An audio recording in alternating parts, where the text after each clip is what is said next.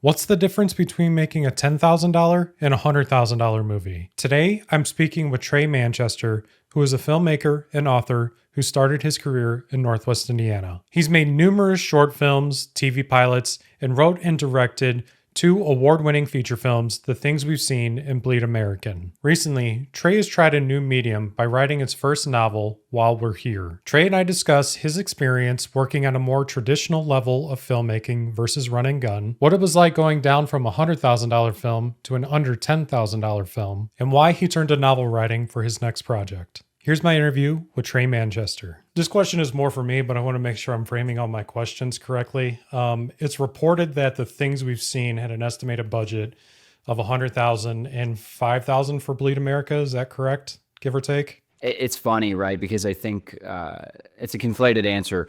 The budget liquid for Things We've Seen was about 16 grand. When you start tallying in all the in-kind things we got, the favors we called in, the equipment was basically free, all that stuff. If you were to go out and replicate that movie with what we did and had to pay out of pocket for everything we did, yeah, that puts you, I think when we tallied it was about 120 grand.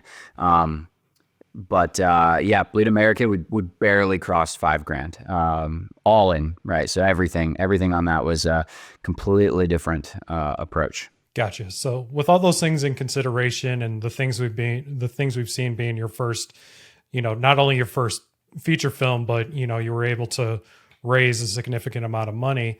How did that experience compare to making no budget feature films?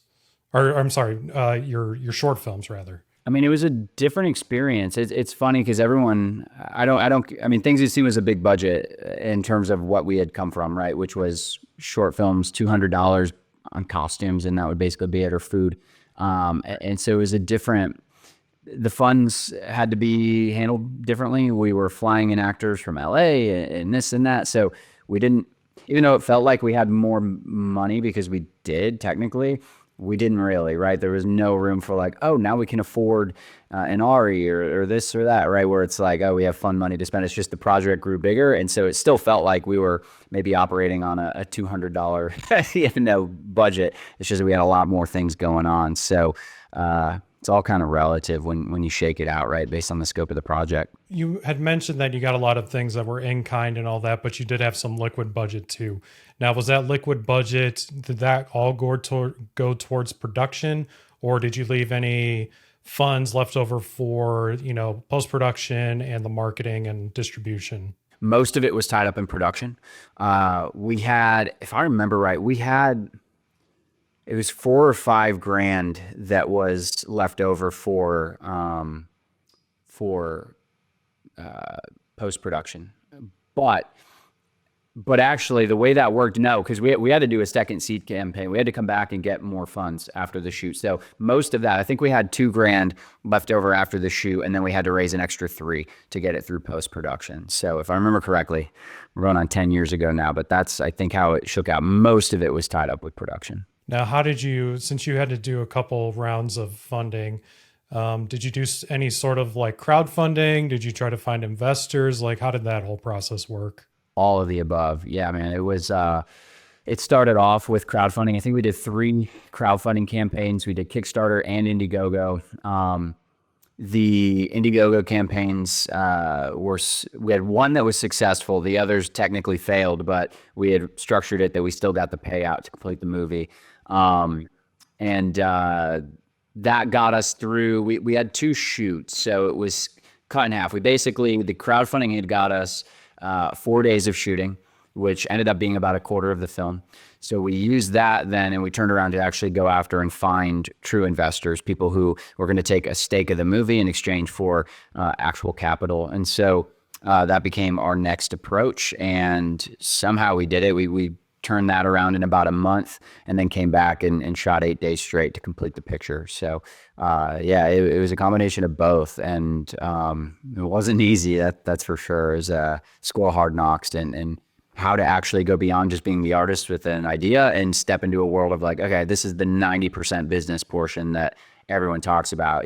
Switch out the product. Instead of a movie, it could have been CDs or whatever, right? Change the product, it's still the same thing. People are looking at it based on a return and what is the asset value of this picture, right? That was the exercise that I had to learn at that point. Before we move on, I wanted to quickly go over some of the ways that you can support me. The easiest way is subscribing to my channel and watching my latest videos. I've also started a membership program that gives you early access to videos before they go live. It starts at just $3 a month on YouTube and Patreon, and if memberships aren't your thing, you can buy individual posts directly on Patreon without the membership fee. My feature film Cashing Out is available to watch on major platforms like Amazon and Apple TV, and you can even watch for free on platforms like Tubi, Plex, and YouTube. If you want to support directly, there's a pay what you want option on my own OTT platform that starts at just $2. And if you do watch the film, it would mean the world to me to leave a review on IMDb, Letterboxd, or your favorite platform. Lastly, if you're interested in my future film projects, you can sign up for my email list. I have some exciting new films that I can't wait to share with you all. All of these items will be linked in the description below. Thank you so much for the support. Now let's get back to the show. Now, kind of pushing into that business aspect a little bit of it more, because you're not the first filmmaker who I've talked to that said offer percentage points or anything like that. I think that's something that's it can be a little intimidating, especially if you're not kind of familiar with that or if you have the right people behind it. So I'd say, what is your advice towards being able to offer something like that? Like, what was your experience? Like, did you get lawyers involved? Did you just write the contracts yourself? I mean, was it like a handshake kind of deal? Like, what was the situation there? Yeah, I mean, I had really good producers. John Metzler, Don Bernanke, like those guys were instrumental because that was out of my realm. John Metzler specifically, like that was his focus for our film. He was effectively our line producer. He had creative say as well, but he was the one like dealing with our petty cash, helping to outline the budget, working on like, hey, this is how the splits can work to make sense. We had just pretty boilerplate contract agreements, right? Everything was documented and but I mean, it wasn't too complicated. It was my philosophy, I guess to clarify this, my philosophy was like, look, I can't really afford to pay everybody out here, right? So the only thing I can offer really to take part in this big vision is, a piece of the pie. And hey, if the pie can grow and we can actually get it done, then like I don't care, giving that pieces of it away. I'm not greedy. I just wanted to tell the story, and whoever wanted to join that and seek professionalism and perfection in their craft, then hey, let's go, let's figure it out. And that was really kind of the bootstrap mentality that we had going into it. With this movie in particular, was it always your intention to kind of raise this sort of money for it? Like when you wrote the script, did you write the script with a certain budget in mind? Like, did that affect your writing process at all? Like, tell me a little bit about that. Yeah, wow, that's a good question. I wouldn't say it came into the writing process late. Like we're talking, 10th, 12th revisions of the draft, right? Because and at that point it was more so like, okay, we're not going to be able to do 20 company moves on a day, so like, can the scene that takes place over in this house just take place in the kitchen of this one, right? So it was a lot of that stuff, just condensing scenes that didn't necessarily need location jumps, and that in turn brought the schedule down, which in turn meant less money, right? So that was really, I think, the only major effect budget had on writing.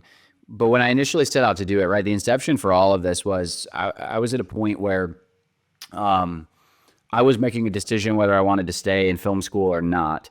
And I was right at the beginning of my final year, and it might sound cocky, but that's not how I want this to come across. But like, I feel like I was doing more outside, right? Based from my freshman year on, any project our team made was to chase outside, right? So either get employment and other things, or win film festivals, or do whatever.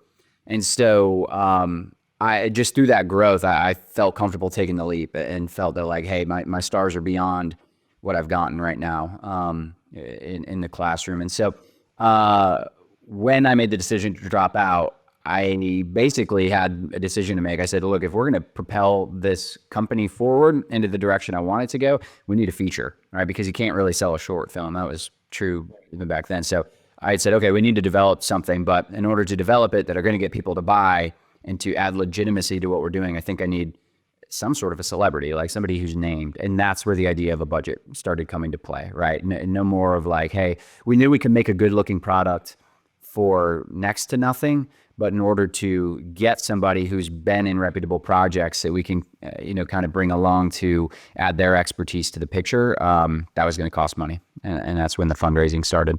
Now, one of the strongest, and I just think one of the coolest parts of the things we've seen is obviously the opening scene. Like, we open up and you got like a crane looking shot. You got police lights over the place. You got guns. You got extras. You got all this stuff that, like people like me just salivate over as far as, like knowing just like the scope of this movie, the fact that it was locally made, we're from the same area. Can you tell me a little bit, like, how did you put that together? How did you get the locations and the cops and just like all that cool stuff?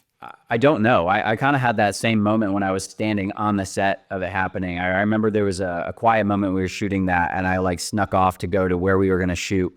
And we had like all the extras, everybody getting prepped. And I walked down and I just sat. Like that was a truly grounding moment, because up to that point, I mean, that was like 2 years of development. And I was like, how are we even standing here? And it was super neat, but it definitely, there was a lot of people instrumental in that. And I think back to it, I think our credit, I mean, we had over 300 credited people on the film. So it truly was a town coming together. And so a lot of it though, like that I think is inspiring to me, and it's inspiring to hopefully others who think that's impossible. And I'm sure you can relate to this too. Like just asking is half the battle. Like just saying, hey, here's what I'm doing. I've got this crazy idea, this crazy vision for something. Can I do this? Can you give me the shot? And I think that's a benefit of filmmaking in the Midwest or in an area where that's not common, is everyone has that like, oh, it's a movie? Like, what do you mean it's a movie? It's just magical, right? It's a thing, versus you try and do that in LA or somewhere and it's like, cool, permit money because you're one of, 100 movies that are shooting in town. That's not the case where we're from. And so, I think it was just a lot of asking, a lot of just building our credibility. It was nice to have been able to shoot the little things that we did. I mean, we shot like 2 or 3 promos even leading up to us being able to get the funding to shoot the Kickstarter campaign, like all that stuff, right? So just seeding the little things to prove that this wasn't just kids with the camera. It was an actual movie. It was a thing we were doing, was pretty important in getting those dominoes in play. From a director's standpoint, like a big scene like that can be really intimidating. Did you have any help there? Because I know like in a Hollywood film, like traditionally that would be like a second unit kind of scene, where you have like a stunt crew and a specific director for that. But, being such a low budget project, like I assume you were the one doing that. So walk me through, like, what were you feeling that day? Like, how did you approach just making sure just everything went right? Because like I watched both films over the weekend, for the first time in several years, and I was just like, there's just so much going on, and there's so many not like in a bad way, but there's so many cuts to just make everything just so cohesive, which I know can be, it can just be overwhelming for one in the first place to put something together like that, especially being your first film. So walk me through, like, how were you feeling that day, and what was your approach to the entire thing? I was fortunate that we had already gotten I keep mentioning it, but a quarter of the film done, because that was my crash course. Like I had a full, like I made myself sick. I had a breakdown on the first quarter of the movie because it was like the reality of it actually starting to come together hit me at once. And by day 3 on that first shoot, like I had to get a pep talk from producers and all that. They're like, hey, you got to rally. Like I remember I couldn't even get out of bed that morning. So like, that braced me. And so that little bit of time getting the exposure and then now coming back and shooting the rest of the movie, I was just prepared for what it was going to take, and I was mentally in the zone for that. But a lot of credit to our crew. Like the producers weren't just sit in the chair producers, like they were super active. So in that opening sequence just alone, I mean, they've been prepping the extras. They all had kind of like their own little sections, and they were given freedom. And same with the AD. We did have Martin, a great AD, and Justin, our AD as well. Martin was second, Justin was first AD. They were all directing. So like I shared that. I was like, look, here's the grand vision. Here's what you guys, I need you to do in the little, because I got to focus on Ming, cast. I got to focus on the kinetic. I've got to figure out the story, because what's funny about that opening scene is we had a whole, Tim Wolak, who you had just interviewed, he had built like this whole exterior fake mock-up, and we had squibbed it because the idea was I wanted to see when the police are shooting, I wanted to see all that hitting the brick wall, but I couldn't really do that. We couldn't plant squibs in the concrete of the Crown Point Civic Center. So he had built this whole thing, but then it wasn't going to work. By the time we realized, look, we got to shoot this whole scene, we had like 2 hours. And so we had to scrap all of that. So I was also kind of rewriting what this was going to look like on the fly. And it really took the team, everybody coming in and helping in their little pieces so that I could step back a little bit more and just focus on the key elements and put it all together. So hopefully that answers your question, but it was a lot of tiny decisions that were made by a bunch of individuals. And again, I think that goes back to like when we were bringing people on, I didn't just want people looking for a paycheck because I couldn't provide that. I was looking for people who are like, I've always wanted to be a cameraman, or I always wanted to, help with props and all that. I was like, awesome, great, go, And so I think hopefully a lot of the crew took this big collage and felt like they got to put their own little personal spin on it. And so even though it's something like, hey, I'm directing 3 little extras, but I'm giving them a story, like I think that shows in the final product, right? So that's pretty neat. That was really what it came down to. So that's interesting that you bring that up, because I was going to ask you about this for Bleed American 2, a significantly smaller project in terms of scale behind the scenes compared to the things we've seen. What do you think is essential to keeping cast and crew around on, either kind of project, but, especially the shoestring budgets? I would say there's a lot to be said about culture.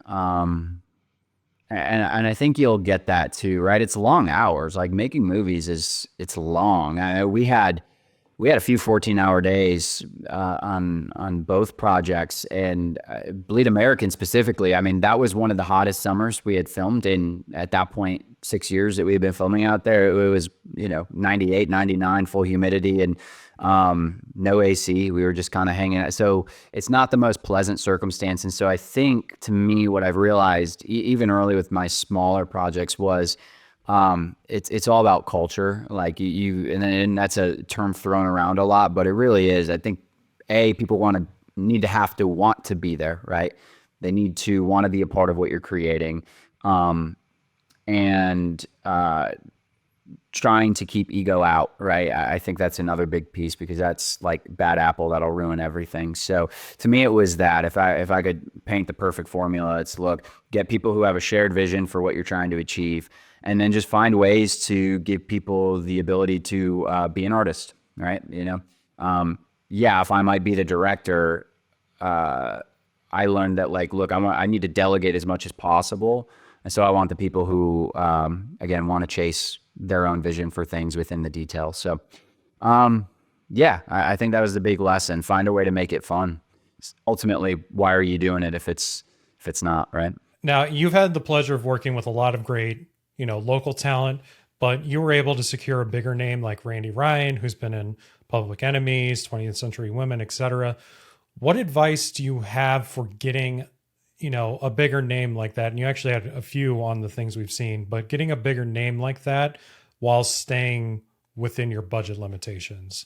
With Randy, it was funny. I met him when they were shooting Public Enemies in Crown Point. He was hanging out by one of the trailers, and I mean, film was not on my radar at that time. Like, there was no motive in this at all. But just I remember passing by, and we thought it was cooler as an actor, and he's hanging out, and we got his name, and he had said to look him up. He's like, I'm on IMDb, you can look me up. And then when we started looking at the things we've seen and who could play Rayford, who could play the dad, his name just came right back up to the top of my list. And I had seen he'd been active with some other filmmakers in the area. And so I was like, well, maybe there's a real shot at reaching out to him. And fortunately, there was a producer in the area who had worked with him. And so I was able to really it still went through his agent, but it was just contact with him, and opened up a dialogue. And I just wrote a letter and said, look, here's what I'm doing. I've got this vision for this character, and I think you could play it, and if you're open to a dialogue, I'd love to just,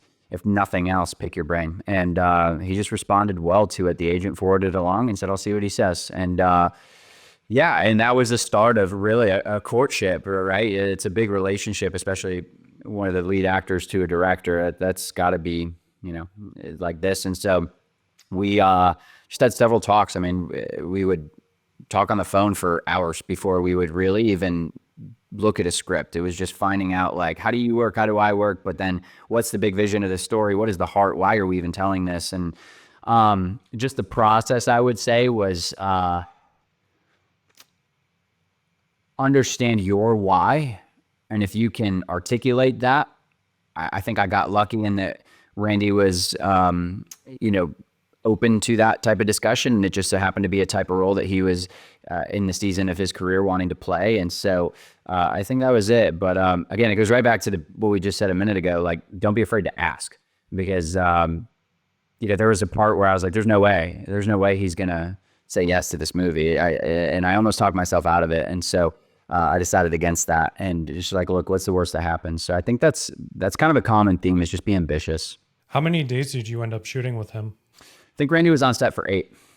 He was the whole latter half of our shoot, which took place in September of 2015. Now, I was going to ask too, like, what did the crew look like day to day on the things we've seen versus Bleed American? We averaged about 20 crew, no matter what. I think between both pictures. Pickup shoots were not that, but on big scenes, like the tentpole scenes of like the shootout at the beginning of things we've seen, I mean, we were pushing 50, 60 crew, just a lot of PAs, a lot of grips, a lot of those types of positions. Art department would get beefed up for those big types of things, but there was a fundamental switch that happened. The reason those two movies are kind of polar opposites, to give you the logistical answer, was after we had made and brokered the deal to license the things we've seen, right, for distribution, the industry had changed by the time we came around to shoot Bleed American, and we're only talking like 2 years removed, if that. Streaming had gotten to the point where nobody really wanted to pay a minimum guarantee, right, to license the movie. And so we realized that, like, look, we're not going to get paid up front to be able to distribute our movie anymore. It's just really not happening. And so our philosophy had changed to that of, can we basically flip a movie, right? Can we film it for next to nothing and then hopefully capture our return with that low overhead in our distribution, right, through just regular splits. And so because of that, the movie was way slimmed down. The crew was way slimmed down. The locations we were filming in for Bleed American were condensed and tight, literally. So we couldn't have a ton of crew. And so just the whole like idea behind it had changed. So therefore the footprint of exactly who was on set had changed too. Do you recall how many days you shot on both of them?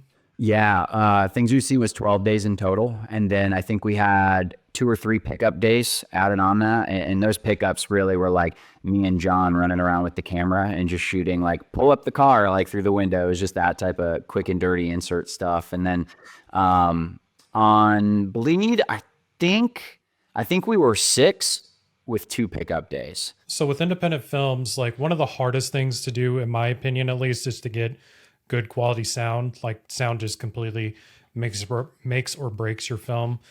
I noticed that in both films the sound quality is excellent. Like I said, it's been a while since I watched both of them, and I watched them back to back over the weekend. And Bleed American sounds, like, for as low budget as it could have, or as it is, the sound could have, just been trash, because it's an afterthought for a lot of people. But, you've obviously had a different experience working on a bigger project. But my question is, was all of the sound that we hear in the film mostly done on location, or did you have to do some post-production work there too? With Things We See, both had professional sound designers come in for mainly post-mixing and a little bit of ADR stuff. Or I'm sorry, not ADR, but Foley. Things We've Seen went to Periscope, Post and Audio in Chicago, and I mean, they work on the TV shows. Their clientele list is huge, but so we got lucky to be able to let them pick us up for essentially cost. I don't think we paid them that much, and they went through and they polished the whole thing, and so that was professionally mixed. Bleed American, professionally mixed, but it was 1 or 2 guys, and they just kind of ran through that. I actually think it was one guy, and we had a few elements that were done prior to him stepping in the project. But nonetheless, there was somebody at the helm mixing everything. Bleed American was, I would say, 98% location audio. Things we've seen had a few Foley passes, quite a bit, just kind of the detail stuff, but definitely a lot more than what Bleed American had. But to your point, that was a big thing for me because I had, there was actually a feature that we had shot before the things we've seen that unfortunately never saw the light of day. It was called Through the Never. And that was the first project Mario and I made in film school, but we learned the hard way how to do audio. That movie, after we had shot it and stitched together the assembly cut, we realized that we have to go back and we had to ADR 95% of the film. And we started down that path, got like a third of the way through, and we were like, this is like next to impossible to continue. So after that, I became obsessed with sound and realized that, look, we got to nail that. For all the obvious reasons, right? That's what's going to make it seem like a real movie, regardless of what we shot it on. One of the things I noticed in Bleed American, is in terms of the way it was made, is that there's definitely a lot less coverage. Like you linger on shots a lot, like full scenes. Like I would even say to some degree, even multiple scenes or what we would consider to be multiple setups are done all in one take. What are some of the other things that you've done in that film to kind of keep the shooting days smaller and obviously the budget as well, because you're not having to shoot as long, but what are some other things you did to keep, everything a lot more tight like that? Well, plan sequences were a big thing. I really, I was trying a different style. I wanted Bleed American to feel faux documentary, heavily influenced by like Kids, from the mid 90s. Florida Project, like those were kind of the movies when we were going through it. And so visually, I wanted the audience to feel kind of uncomfortable, but more like just a fly on the wall. And we're sitting here, which worked because of, we had limited shooting schedule, all that stuff. So it was intentional the way we were going into it. But it was also the style I wanted to try at the time. I wanted it to be completely different. So, I mean, really it was planned sequences, but the irony is,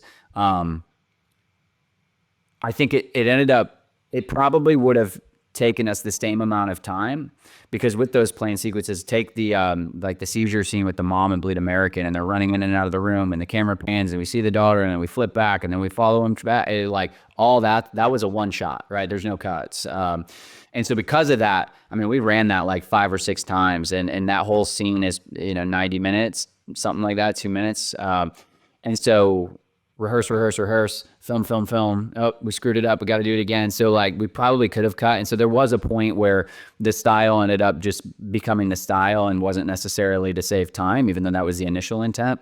It just ended up being like, hey, we've decided this is how it's going to look. And so we're committed to that, even though we probably could have just done 3 or 4 setups, cut in the hall, bounce back out in the living room, do what we want. But, yeah, so really no other tricks beyond that. It was just kind of playing around with what we were, able to utilize for space and how we were blocking. And I think that was, for me, the experiment. It was, I wanted to be more intentional with my blocking of characters and try things that I didn't necessarily get to execute on in things we've seen and see if I could master that. More of like a Howard Hawks style or David Lean, something where like that old school mentality of characters are the ones in the frame moving and not necessarily the camera being the one, even though of course we have that. So it's just a different philosophy of where I was at creatively. One aspect of filmmaking that I kind of struggle with, and I think most people do too, is just like the paperwork aspect. Having worked with a bigger actor like Randy Ryan, and we kind of touched on this a little bit, talking about the point system and all that. But I'm assuming you had to deal with a lot of contracts. Like I've worked on your projects too, and you've even sent me contracts. So I'm curious, like, how did you handle creating these? Did you create similar ones between your first feature and your second one? And what is your advice to somebody who's maybe trying to make a little bit more of a legitimate production, kind of in that same budget range as Bleed American? It's weird because I actually enjoy the paperwork aspect of things. I have both sides of my brain, right? Yeah, you get it. So it's I like those details, and it makes me feel like, all right, I've got my shit together, right, to so to speak. But I think, there's so many things out there now for indie filmmakers. Like you could just Google, talent release or talent contract, all that, and use that. I don't even remember where I got mine, but it was some iteration of that. I actually think John Metzler had given me his initial draft, and it was several pages long, and it said the things that I wanted it to say, and that's kind of it. But I think, you know, you could probably get local lawyers and stuff to draft just a boilerplate release for you for relatively cheap. But yeah, I think just so long as you have something, and then of course if you're making it like a SAG film or anything like that, which things we've seen was that has its own set of requirements. But just at a baseline, I think if you're just looking to make it a little more legitimate, just quick Google search and you can find those resources. And in terms of the bookkeeping of it, I just had really good file organization on Google Drive. That was kind of where we had everything and then back it up to a hard drive, and that was it. Google Sheets, we did a lot of planning. I actually I would build out all of our film planning stuff. So everything from shot list to daily breakdowns to the cast report to the crew report to the financial spreadsheet, all of that would live in the same master document on Google Sheets. And so that way I could have all of my department heads logged into the same thing. They could all do their stuff in there. And then I only have to worry about one file set and not have, 20 different pages and scattered wherever. So that was kind of a time hack that I figured out between the first and the second films. Now, if I'm correct, you received traditional distribution as opposed to going the self-distribution route. Was that the route you always wanted to take, and what was that experience like? It was.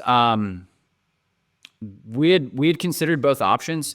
With things we've seen, we had a rough run. We had submitted, we completed the film in January of 2016, actually. We submitted to film festivals that entire year and got rejected by every single one. And we knew that we couldn't go straight to distribution because we were a brand new film and like we had no accolades, we had nothing. And so we knew that we needed to get a pedestal to then increase our marketability, to then sell the product. And so we ended up acquiring a sales agent, Krogan Filmworks. They were based out of Atlanta at the time in December of 2016. They got us we got to do a festival around the same year, and that unlocked everything. And so then we had Krogan kind of representing the stealth side. We were pushing on the marketing side, right? Just getting into these festivals. And then that was it. So we were doing our job of just increasing the viability of our product. They were getting it in front of the people who needed to buy it. And that was kind of it. But our backup plan was, look, we just spent all this time on our feature. Worst case scenario, we'll rent out and four-wall some theaters. We'll press our own DVDs. We'll do what we need to. But I always wanted to try. My goal for that picture was 3 steps, really. Can I write a feature? Because I'd never done that before, really. Can I get someone like Randy Ryan to be in it? And then 3, can I sell it? And once I checked those off, it just kept stacking. And I was like, yeah, we're gonna sell this thing. Like I don't want to look at traditional or self-distro. Let's go traditional. And that was it. So yeah, we had a contingency, but at that time that I wasn't going to consider it. I wanted to make at least a year push to try and get it sold, and we ended up doing that, fortunately. But the experience was good. I mean, that was my first taste of business. Fortunately, we had Krogan to kind of guide it, and I mean, they acted just like any agent. They would say, hey, I think the first offer we had gotten, we were playing the Julian Dubuque Film Festival in Iowa, and we got a call from them. And this is the first time I felt like a filmmaker. I was like, oh my gosh, this is super cool. I feel like, I'd been to Sundance with John and everybody before we made the things we've seen, and we saw like all the phone calls happening where it's like, Sony wants to buy my film. And I'm like, man, I don't even know what that would be like. And then now I felt like that in a little micro scale where it's like, oh cool, Brazil wants to buy our movie. And that was it. And so like the ISA would present us the terms and say, here's ABC, here's my recommendation. We can counter with this. And, here's the length that they want. At that time, it was super common for like a 7-year distro deal in exchange for, I think they had offered like $7,000 or something. And so it was just totally different. I got to just make decisions, but I had to bounce it off everybody. And strategically, when we were looking at territories, I mean, it was kind of like our approach with film festivals. It'd be like, okay, if we pick up Brazil, does that mean like we could target Mexico, want to pick it up next, or maybe another South American? Like if they have interest there, what is it? France. If we get someone in France, they might resonate more because of the emotion in the film. So if we do that, would like so and so. So it just became a game, not a game, but like thinking about it that way. Where like if we hit in one area, can we do the rest? And so it was fun, man. It was neat. It was just different. It was like big boy business decisions that. It was interesting because the reality was I'm trading away rights to this product that we created, and hopefully I picked the correct people, right? That was the thought process. It's not just me speaking on behalf of it, but at that point, again, 300 some people also put sweat equity into this and real money as well. So it's just business decisions at that point. This is going to turn into a two-part question now because you brought up those different territories like Brazil and just South America and stuff like that. Because I know a big thing, I don't know if it's still the same now, but like back in the mid 2010s and all that, like dubbing was super popular in terms of distribution. And I'm going to assume that you did an M&E cut for the things we've seen, or no? Yep. Okay, so did you have to do that for Bleed American as well? Man, that's a good question. I don't think we did an M&E. I don't think we did an M&E with Bleed American. Bleed American was different. We knew that Bleed American's intent was self-distro because at that point, like I had said, the industry changed to where the idea of getting our money back on a few minimum guarantees or those upfront licensing fees from distributors was gone. And so for us, it was, okay, well, we can make our budget back with just a few four-wall screeners. So it had changed. It had kind of tilted to where I was like, my target for Bleed American was I'm going to go the self-distro route unless I can find a distributor that would be, willing to work with us on some kind of a licensing play. And so it had shifted from what the priorities were with things we've seen. So to that effect, I don't think we went through doing an M&E mix, if I remember correctly. I could be wrong, but I think the deliverables were definitely different. Are you using Film Hub for Bleed American? We had tried. We had gotten it up there for a bit, but then we ended up getting it. We ended up actually doing a traditional distribution deal. We ended up picking that up about, I think it was 2 years after we filmed it. We had done our private screening. It was received well. We concentrated on doing a little festival run. And then by the time we were finishing up with that, my schedule had gotten so busy to the point where I was like, man, if I'm going to try and oversee an aggressive release, self-distro, I just don't know if I'm going to be able to do it right. And so then we had a conversation of like, well, maybe we can find another distributor to pick it up. And we ended up partnering with Questar through Cal Lamps, their subsidiary, and they were the ones who picked it up. And it was just digital release, but for domestic. So we ended up going that route too. What year did Bleed American come out? I think technically 2019, and then it was 2021, I believe, when we inked the deal with Questar and Cal. Okay, I was about to say, was it later when you guys did that? So 2 years later. Okay, yep. So that leads me to an interesting question that I didn't have before. I guess, what are your thoughts? Like, say now that the things we've seen, has been out for nearly 10 years at this point. I think you said it was released in 2016, 2017, somewhere around there. What are your plans? Like, are you going to continue, with your distributor? You maybe try to find a different route to take it later, or, maybe just be done with it at that point. But I assume that you're going to want to keep it on platforms, for people to watch. So I'm curious your thought, especially now that you are in the traditional distribution game, because most of the people I talk to are self-distributor or do self-distributing, including myself. I'm curious, like, what are your thoughts, like, for later once your deals are up, or just like, even in the case of Bleed American, where you got distribution 2 years after its release? Yeah, well, we re-upped the things we've seen. Multicom Entertainment, they were the ones who picked us up domestically. So we re-upped with them. So they're continuing to keep that project going. Bleed American, we still have several years left with Cal Lamps, if I remember correctly. So it's tough to say. I think for me, it's like, hey, we worked a lot to get it out there. So, I'll probably keep it going with folks. The only thing, would be nice, and I'm sure, we could probably get permission to do it, right? Because both are released domestically.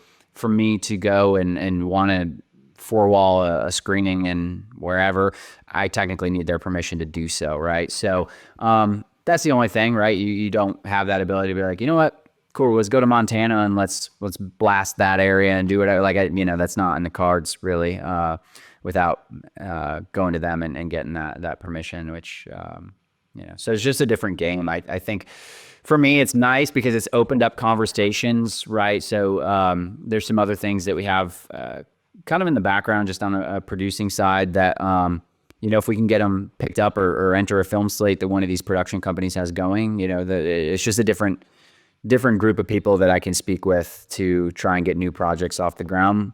Whether that happens or not, it's just been a different approach than what I had going into these two initially.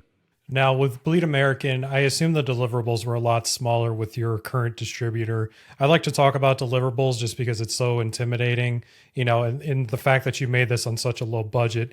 Do you recall all the deliverables you had to make for them? Vaguely. It was a lot for things we've seen. Things we've seen had a lot because we needed cuts of the film, the trailers, both with titles, without. We needed M&E mixes. We needed, I think we needed all stems, all source files. It was just a lot. We needed to have it mixed at a certain rate and certain criteria for the mixes. Same with the movie; it needed to be a certain threshold. So there was just a lot. It was a sheet. There was a whole sheet that we had, and it was a few weeks of getting everything together. It was fortunately fairly easy because it was, especially coming from sound studios and stuff like that, they all knew what they needed to bounce to. And so that was pretty well handled. It was just me collecting everything. And then with Breathe American, though, they wanted a DCP, I believe, was the main. I can't remember. Maybe we did a DCP for the festival. So, but it was a lot less slimmed down. It was basically, look, hey, we need a title list and we need it with titles. And more or less, I think that was it. I don't think they requested stem files or anything like that. It was a lot more smooth. But that just goes to where it was. We knew going to Bleed American, we picked up that deal. It was only domestic. When we were going in with things we've seen, it was domestic plus territories. But then we also had a deal with China, and so we needed everything. It was all separate. So. For them to do dubbing, all that stuff, we had to prep for that on things we've seen in a way we didn't have to on Bleed American. No E&O insurance or anything like that? I believe that was all covered through, I think so. Yeah, I think so. Now I'm curious to get your thoughts on, four-walling or fourth-walling, which for those who don't know what that is, it's basically you're renting out a theater, selling tickets, etc. So I'm curious, if you were to take that around, and I'm assuming you did from hearing you talk about it, what is your strategy there, especially for, an area that, Northwest Indiana, for an example, would be really easy to fourth wall for you. But, if you were to go to Montana, like you were saying, how would you get people to come to the theater there? Great question. I think, so what we would do, it would have been a similar play, or would be a similar play to how we approach film festivals, which was social media, right? So starting to blanket social media, getting into different pockets of communities there, filmmaker groups, cinema lovers, little clubs, all that stuff that we could. But then we would also try, if we knew someone on the ground in the city, that also helped, because then they could be our street team, basically throw up posters, start spreading the word, coffee shops, do a print campaign, but largely social media push. And I think now the way we would also do that would be pumping out, paid ads, right? Doing ads through Meta, but and specifically targeting who our demographic would be. We'd probably seed that campaign. For us, the reach would be hey, if we knew there was a festival we were trying to get into, it'd be 2 weeks to a month of trying to create buzz in that area before, getting into that festival. And so it would be the same thing. We would just try and do as much as we can. The trick with that, because what is your risk, right? How do you leverage your risk? And typically there's two, as I'm sure you know, right? You can do two different scenarios, right? Can we just split box office, or are they going to make us rent up front the theater and we're responsible? And if we pay $400 to rent that screen for the night and two people show up, I just ate, the cost. So what can we leverage that? So, not doing an actual four-wall campaign in that type of reach, I can't speak to what the turnout would be. I just know our strategy would be very similar, which is like, hey, let's create as much buzz as we can. The cool thing, though, what we would also do is like, who are in the cast is there? Have they had other films that have played in other areas to which we can leverage? I think film festivals are also your friend, especially and local news, right? We did radio release a lot. We had local news teams, and specifically surrounding our premieres, that was the strategy too. So yeah, it'd be an all-out media push as best we could get, press releases, all of that. And then if you happen to have someone boots on the ground, awesome. But hometowns are obviously friends, and I think you can do a lot. Even doing a multi-night release in hometowns would be probably better than stretching too far. Now, you've recently made the jump into writing a novel. Correct me if I'm wrong, but from reading the synopsis, looking at the poster art you have on your Facebook page, I can see similarities between a proof of concept you shot a couple of years ago in this book. Is this the same project? It is. So, yeah, it's funny because this book was a feature. It still is a feature, but it was going to be the project before Bleed American. The goal was go bigger right after Bleed American. And so through Krogan, they came on as producers this time. They were our sales agent. The project was called Tigerland at that point. And so, I was trying to get personal in the sense that I learned a lot from things we've seen, in that I think it was very dark, not a lot of happy moments. And so I was like, okay, I want to change it up, improve my writing a little bit. And so I want to write something that I know, which was the football aspect. Grew up playing that my whole life. And then stitch in the family drama type stuff. And that was like the premise, but the story came from our first film festival, Things We've Seen. And we played in Alabama, and Michael O'Neill was the guest actor who's been in everything, Grey's Anatomy, you name it. He's all over. He's done a lot of great stuff recently too. But Michael, he and I got to talking and built a relationship there. And I said, Michael, what kind of roles do you want to play? Because I want to work with you and I want to write you something. And he told me what he wanted, and it was this grandfatherly type of role, somebody that's not a bad guy, somebody who has real heart, and that became a character in the story. And so I built this script right basically around that, and was able to accomplish what I wanted to with writing, which was, hey, can I elevate everything and also seed some humor in there too? And so that was the premise. We bolted on, trying to get $1 million. We had about $1 million in financing that was on the line if we could bank an A-lister. We ended up getting a lot of decent actors attached. This was like one of those heartbreaking stories. We got super close. We had Kevin Nash, the wrestler, was actually attached to play. The girl who was one of the actresses in I don't know if you remember the show, The Americans. She played the daughter. She was coming in as one of the characters. So we were starting to get some people rolling, but we couldn't get an A-lister. Even a B tier. I guess you could call Michael right in that, but we couldn't get someone for the dad. And so the project ended up just disbanding, just fell apart. And so it was collecting dust for years. We went and shot Bleed American. Industry had changed. We said, let's go super low budget films and just try and flip them, like I said. And it's just been sitting there. And so finally, I was like, man, I want to tell the story. I keep coming back to it every 6 months or so. I'm like, man, it'd be cool to see something with that. We put a lot into it. And so, decided to make it into the book.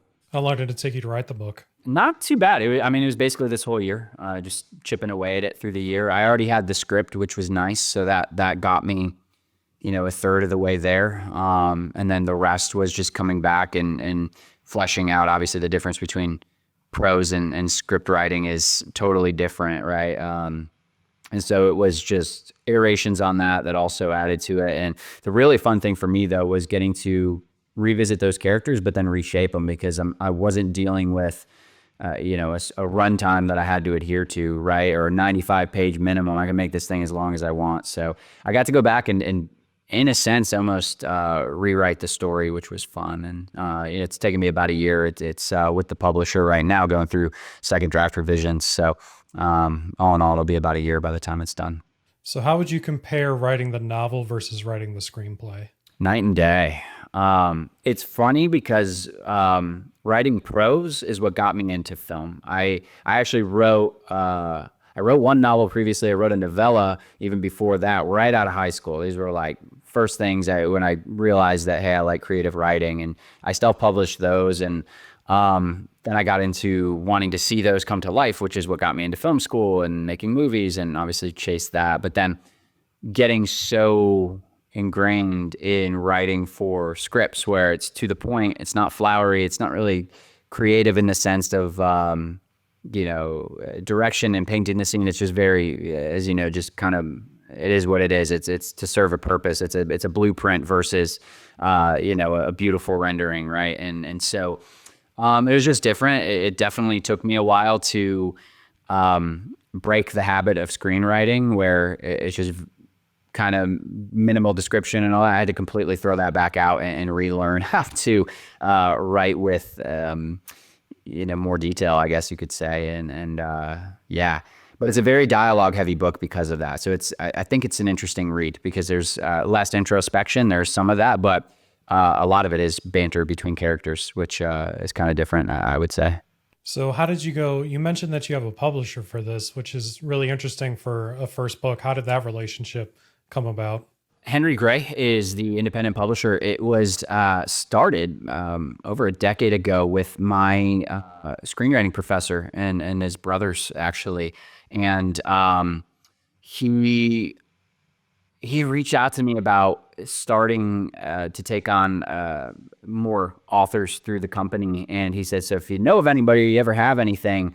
And it was right around the same time where I was thinking of what am I going to do with this, kind of dramatic football script that's collecting dust. And so I was like, hey, I think I'll have something for you. And so we just kept in touch. I mean, that was like a year before I even actually started converting the screenplay to prose. And yeah, that was it. Just through my screenwriting professor, Bruce, that stemmed. So you tried making this into a film previously. Are you going to try again? I think so. I'm always open to the possibility. It was cool because we did film a promo for it. We went and shot a scene for the book right out of the book that plays like a scene from a movie, and that was fun. Just dusting off the viewfinder for the first time in a while and getting to do that. And of course, after doing that, you catch the bug again, and then it's like, all right, now I want to see it made into a full piece. But we'll see if it gets good reception from a novel perspective. If people resonate with the story, then yeah, I think we'll make a push to probably develop it further. So that leads me into another question then. When are we going to see another Tré Manchester film? Man, that's a good question. I don't know. I really don't. I've, kind of taken a back seat with things on that. I do miss it. I think at this point, I don't miss producing. I'm sure you might be able to relate to that. Just the logistics of pulling a movie up and having to carry that. It's just a lot.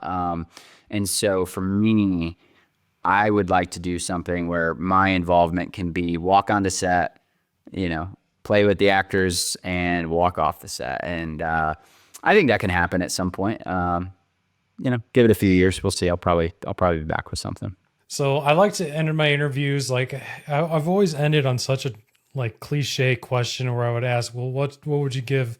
What advice would you give beginning filmmakers? But I'm going to ask you something I haven't asked anybody before, and I'm hoping this is going to be more of a trademark thing for me. If you could remake any of your films, shorts, features, whatever, with the knowledge that you have now, which one would you choose and why? Oh man, that's a really good question. All right, so I'm going to try and make this as concise as possible. I think the answer would be all of them, just in the sense that you never are done with it, right? And so once you do it, you can go back and be like, man, why did I shoot that shot or whatever? So, but I think a story that